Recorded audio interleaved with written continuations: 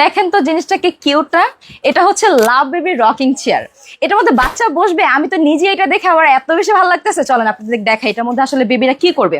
So এটা হচ্ছে basically একটা রকিং চেয়ার, কিন্তু এটাকে আপনারা নানাভাবে ইউজ করতে পারবেন। এটাকে আমি এখন পুরো আটকে দেবো, দেখেন একদম, দেখেন এটা পুরোটা একদম নুয়ে গেছে না? এখন এটাকে আমি বেড করে ফেলবো। এই যে আপনার বাবুকে অ্যাজ এ বেড হিসেবে আপনি এটা ইউজ করতে পারবেন। এখন এটাকে আমি আরেকটু উপরে উঠে দিব। এটা দেখেন অটোমেটিকলি দুলতেছে। এখন এটাকে আমি আরেক স্টেপ উপরে উঠাবো। টোটাল কিন্তু আপনারা 5টা স্টেপ এটাকে উঠাতে পারবেন। দেখেন কিচ্ছু করতে হবে না, আপনার বাবু যখন এখানে শুয়ে থাকবে এটা আপনি হচ্ছে এভাবে রকিং এর মতো দুলবে।